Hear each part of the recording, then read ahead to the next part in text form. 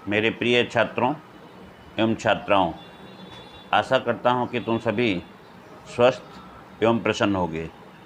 आज के इस वीडियो में मैं तुम्हें हिंदी साहित्य में सारा आकाश राजेंद्र यादव द्वारा लिखित उपन्यास के उत्तरार्ध भाग को पढ़ाने जा रहा हूँ। पूर्वार्ध भाग तुमने पढ़ा और अब तुम्हारा इस कक्षा में अब जो शुरू हो रहा है तो उत्तरार्ध भाग शुरू हो रहा है। लेकिन जैसा कि तुम जानते हो या मैं तुम्हें बताया हूँ कि 9 और 10 बोर्ड की परीक्षा में दोनों सम्मिलित रूप से प्रश्न उत्तर आते हैं। ठीक उसी प्रकार से एचएस में या आईएससी में दोनों ही 11 और 12 दोनों कक्षाओं के सम्मिलित रूप से जितने भी लेसन हैं वह तुम्हारे बोर्ड की परीक्षा में आएंगे। इसलिए मैं तुम्हें आज सबसे पहले पूर्वार्ध का अंतिम प्रकरण जहाँ पे तुम ख़त्म किए थे उसको थोड़ा सा बताने के बाद मैं पूर्वार्ध भाग शुरू करूँगा। तुम सभी ध्यान से सुनना और समझने की कोशिश करना। समर अंतिम पेपर करके हाल में आया हुआ है। जैसा कि तुम जानते हो समर और प्रभा दोनों ही पति पत्नी हैं, लेकिन दोनों में अनबन थी। समर चाहता था कि वह कुछ पढ़ लिख करके कामयाब हो जाए तो विवाह करे,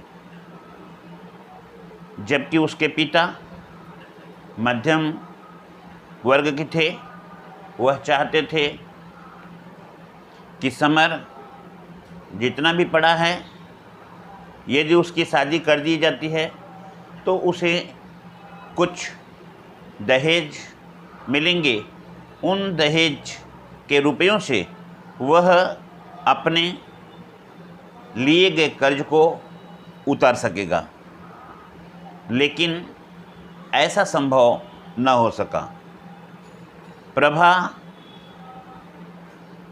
सेकेंडरी पास थी, सुंदर थी, स्वभाव की सरल थी, कोमल थी और परिश्रमी थी। घर में उसके जेठ जेठानी,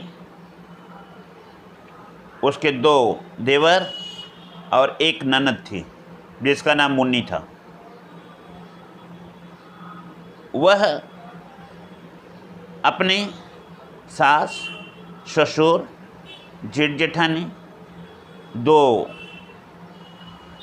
देवरों तथा ननद के साथ एकदम मन से घुल मिल करके काम करती थी और उन्हें खुश रखना चाहती थी। लेकिन उसकी जेठानी, जैसा कि जानते हो, उसका स्वभाव ठीक न था। वह उसकी सुंदरता और उसके पढ़े लिखे होने पर इतराती थी, ईर्ष्या करती थी।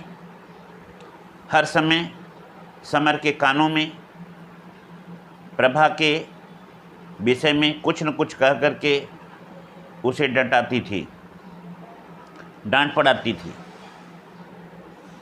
प्रभा सब कुछ सह करके भी उस घर में अपना सामंजस्य बनाए रखती थी। बेचारी अकेली हताश फिर भी परिश्रम करती जाती थी।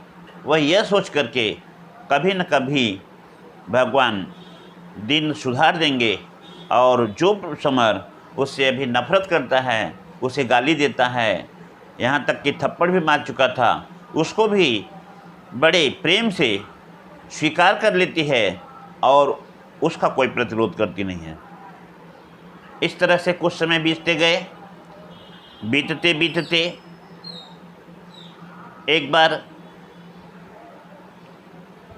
वह यह कह करके कि समर की परीक्षा है, उसे तैयारी करने के लिए कमरे चाहिए, वह जहाँ चाहे तहाँ रहे, उसके काम में वह बाधा नहीं डालती है। इस तरह से अपने मन को संतोष रखती हुई वह घर के अपनी जिम्मेदारियों को करती हुई आगे बढ़ती रहती है। लाख कोशिश करने के बाद भी किसी ने उसके मन को दुखी न पाया। वह अपने कार्य में अपने कर्तव्य का पालन करती रही। अंत में समर का एग्ज़ाम आता है। समर अंतिम पेपर करके हाल से बाहर आया तो दिवाकर, जो कि उसका मित्र था, पत्नी अपने किरण के साथ पिक्चर जाने की बात कहता है। वह समर को भी ठीक समय पर पहुंच जाने का निर्देश देता है। अचानक एक युग के बाद मुन्नी के पतिदेव आए। यहाँ पे ध्यान देना, मुन्नी समर की बहन थी और प्रभा की ननद थी। मुन्नी का पति घर में एक दूसरी लड़की को रखैल बना करके रखा था। उसके साथ में अपना जो भी बातचीत था करता था, उसके साथ में खुश रहता था।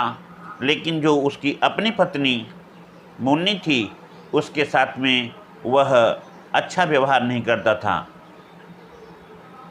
हमेशा उसे ताने देना, गाली देना, दहेज के नाम पे प्रताड़ित करना नित्य का उसका पेशा हो गया था। एक दिन तो इतना मारा कि मुन्नी अपने घर को छोड़ करके, अर्थात ससुराल को छोड़ करके अपने मैके में चली आई।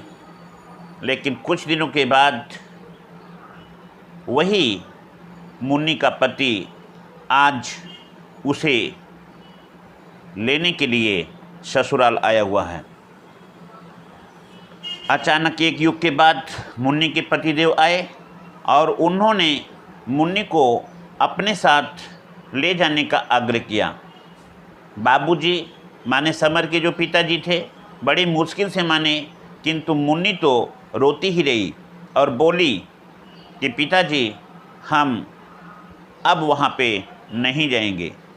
बाबूजी, इससे अच्छा तो होता कि आप मुझे जहर दे देते, मैं जहर खा करके मर जाती, लेकिन अपने ससुराल न जाने के अपने प्रण पर वह टिकी रहती है।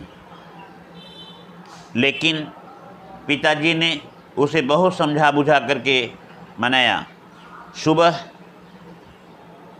जब मुन्नी को विदा किया तो मुन्नी, जो घर की इकलौती प्राणी थी, वही प्रभा से प्रेम करती थी।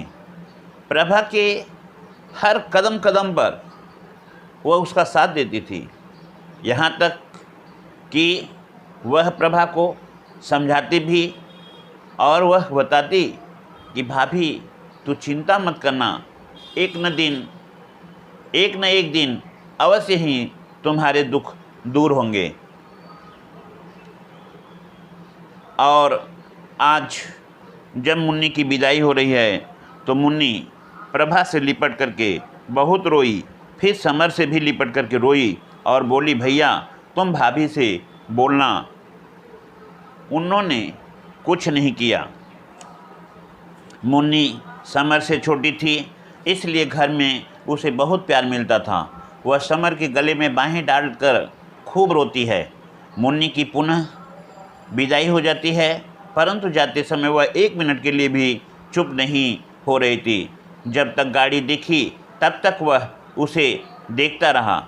इसके बाद जब अपने कमरे में आकर द्वार बंद करके बैठ जाता है तो आंसू लगातार बहते रहते हैं। मन में कुछ गूंज रहा था जिसे वह समझ नहीं पा रहा था। मुन्नी की बात पूरे घर में मूर्धनी सी छा गई, अर्थात जैसे लग रहा था कि घर में कोई भी प्राणी है ही नहीं है।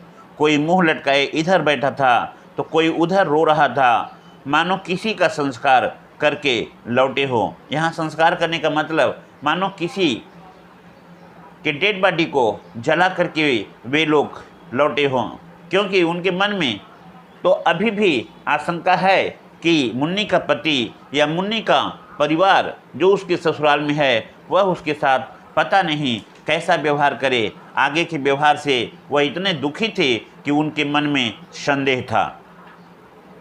मुन्नी के बाद पूरे घर में, जैसा कि मैंने बताया, मूर्धनी छा गई।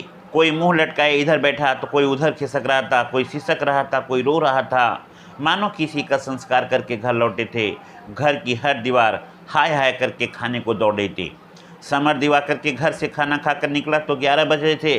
घर पर बताकर नहीं आया था। उसे डर सताने लगा कि घर पर डांट पड़ेगी। बता कर के क्यों नहीं आया? उसके मन में बेचैनी छाने लगी थी है। मुन्नी के कारण उस दिन सिनेमा भी नहीं जा सका।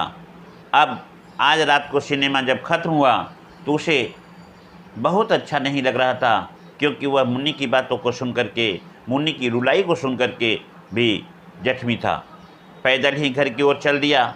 दिवाकर के साथ उसकी पत्नी किरण थी।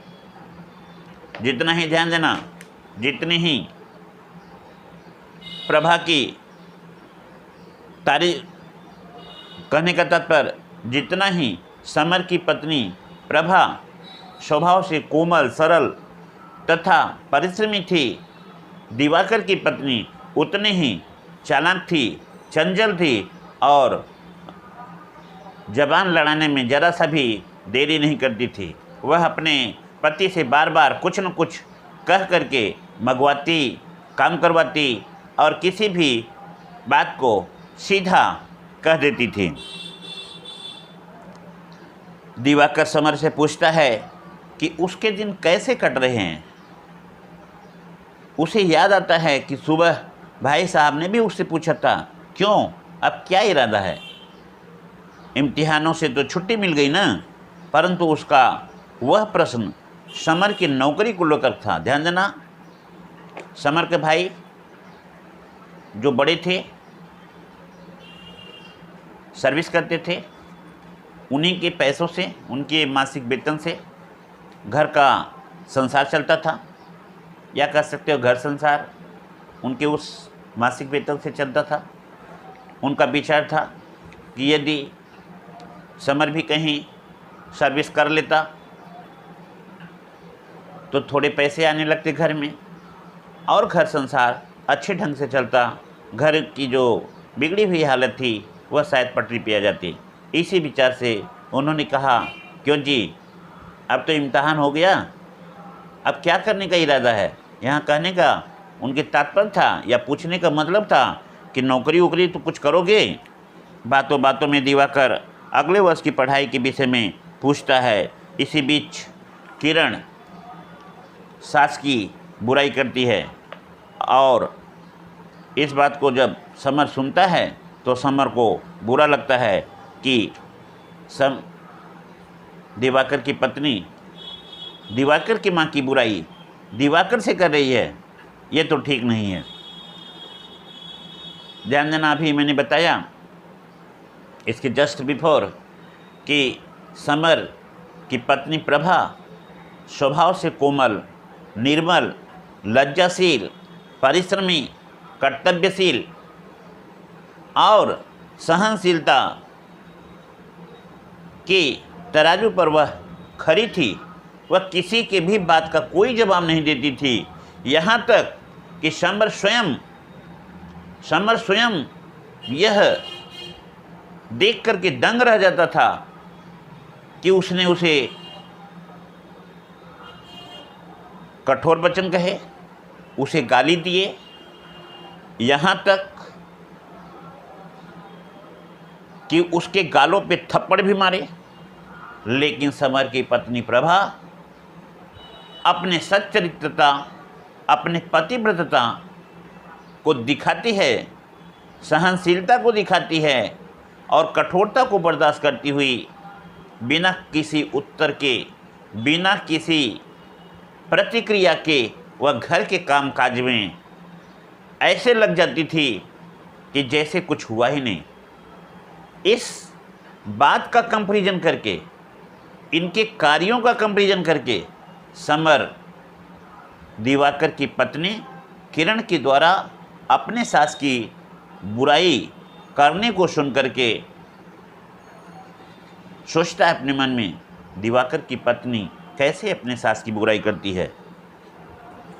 किरण और दिवाकर प्रभा को खाने पर बुलाना चाहते हैं, लेकिन समर कुछ बहाना कर देता है और कह देता है कि उसकी पत्नी प्रभा अपने घर गई हुई है, इस बार आएगी तो वह अवश्य मिलवाएगा और उनके आवाहन पर, उनके बुलावा पर वह उनके घर खाना भी खाएगी। घर की स्थिति तक पहुँचते पहुँचते समर फिर विचारों में डूब जाता है। प्रभा सिर झुकाए अपराधीन की तरह बैठी हुई है, जैसे बहुत बड़ा अपराध की हो और उस अपराध का प्रायश्चित करने के लिए, प्रायश्चित करने की मुद्रा में वह खड़ी है। बाबूजी जो समर के पिता हैं, रिटायर्ड हैं, 25 रुपये पेंशन पाते हैं और उनका वह पेंशन जिस दिन मिलता है उसी दिन ख़त्म हो जाता है, क्योंकि घर की स्थिति अच्छी नहीं थी। प्रभा के विवाह के बाद वह जो सपने देखे थे दहेज मिलने के लिए और उस दहेज से अपने घर के कर्जों को चुकाने का, वह भी उनका मनसा पूरा नहीं होता है। इसलिए वह हर बात में गुस्सा दिखाते थे, यहाँ तक कि वह भी प्रभा को यह नहीं कि वह भी किसी की लड़की है, वह उनकी बहू है, वह समर की पत्नी है, इतना भी सोच करके उससे प्रेम करते, उसकी बातों पे, उसके कार्यों पर ध्यान देते। ऐसा बाबूजी ने भी कभी कुछ नहीं किया। बाबूजी भी उसके प्रति मानो सौतेला व्यवहार करते थे। वहीं दिवाकर की पत्नी की तारीफ करते थे और समर की पत्नी की हमेशा बुराई करते थे। आज भी वह दुर्वासा की तरह से खड़े हुए हैं और कहते हैं कि समर की पत्नी प्रभा के विषय में मैंने जो सोचा था वह गलत है। आगे की जगह नहीं रह गई कि वह क्या कहें। एक दिन वह देखते हैं कि समर की पत्नी दाल बीनने के लिए छत पर गई थी। अब वह उसी बात पर बोलने लगे, कहते हैं दाल छत पर ही बीनेगी, बहू को कायदे से रहो यह आता ही नहीं है।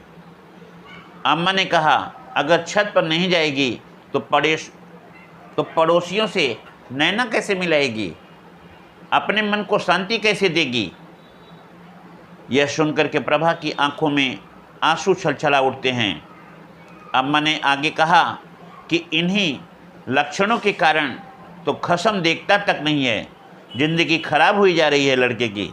यहाँ कहने का तात्पर्य कि इन्हीं कर्तव्यों के कारण, इसी व्यवहार के कारण तो समर उसकी तरफ देखता भी नहीं। यहाँ तक वह अपना दोष नहीं देती है, बल्कि प्रभा का दोष देते हुए कहती हैं कि उनके लड़के का ज़िंदगी यह स्वयं नष्ट कर दे रही है। मरे तो मैं कल लड़के की शादी कर लूं। समर तो रात को पिक्चर देखने चला गया था, उसे नहीं पता कि और क्या हुआ। मार्च महीने का अंत आ चुका था, ठंड कम हो रही थी, 11:30 बजे थे, रात का समय था। समर ने देखा कि आज प्रभा ने पानी नहीं रखा था। वह पानी पीने उठता है तो उसने प्रभा को सिसकते हुए पाया और पूछा, आधी रात को यहाँ बैठ करके क्या कर रही हो। वह समर को देख करके और ज़ोर से रोने लगी। वह पूछने पर समर से कहती है, 1 साल से कभी आपको चिंता हुई थी कि आज पूछ रहे हैं? 1 साल शादी को हो गया, कभी तुमने मुझसे पूछा यह? इस पर वह कहने का तात्पर्य समर उसकी बातों को सोचता है, उसकी आंखों से बहते हुए आंसू को देखता है, वह भी रो पड़ता है और उसने अपने द्वारा किए गए उस पर अत्याचारों को सोचने लगता है और सोचते सोचते उसके आंखों में और भी आंसू आते रहते हैं। न जाने दोनों कब तक इस तरह से रोते रहे। जरा सा देर रुक जाते तो फिर आवेश में आकर के उन दोनों के आंखों में आंसू आ जाते थे। इस तरह से दोनों ही भर भर आंखों से रोते हैं और जब सुबह होती है तो किसी के जगाने से पहले ही वह आकर के बाहर चली गई और बोली, समर से बोली कि मुझे एक पोस्टकार्ड लाकर दे देना, मैं माँ को पत्र लिखूंगी। और इस तरह से कहते हुए वह चुप हो गई। सुबह किसी के जागने से पहले ही जो बात उसने कह दी, समर सोचने लगता है और उस समय फिर उसकी इच्छा हुई कि वह दीवार से अपना सिर मार दे। हाय, रोशनी में हम एक दूसरे का मुंह कैसे देखेंगे। बाहर किरणों की धारियाँ आड़ी तिरछी बुनाई की तरह छा गई। और इस तरह से आज के इस पूर्वार्ध भाग का जो तुम्हें मैंने सारांश बताया, जो जहाँ तक तुम पढ़ चुके हो, अब मैं कल जब अपना वीडियो बनाऊंगा तो इसके आगे का बात बताऊंगा। तो अब ध्यान देना यहाँ कहने का तात्पर्य हमारा क्या हुआ कि समर और प्रभा का जो विक्षोभ हुआ था, जो एक दूसरे से नफरत करते थे, आज वह नफरत इस उत्तरार्ध के पहले नफरत समाप्त हो जाती है और समर पूर्ण रूप से यह जान लेता है कि उसने जो भी अत्याचार प्रभा पर किया वह ठीक नहीं था। इसलिए वह रात भर उस अपनी पत्नी प्रभा के साथ पे रोता रहता है और कब सुबह हो गई उसे नहीं पता। प्रभा तो चली ही गई थी, बाद में जगाने पे वह जगता है। तो इस तरह से आज का यह वीडियो समाप्त होता है। नेक्स्ट वीडियो में तुम्हें जब बनाऊंगा तो हम उत्तरार्ध सुबह की बात बताऊंगा, क्योंकि आज देख लिए हो कि रात में आकाश के नीचे दोनों पति पत्नी रोते हैं और यह रोना, ध्यान देना, यह रोना उनके लिए मधुर मिलन हुआ। तो इस तरह से आज का वीडियो यहीं पे मैं समाप्त करता हूँ। तुम्हें धन्यवाद देता हूँ।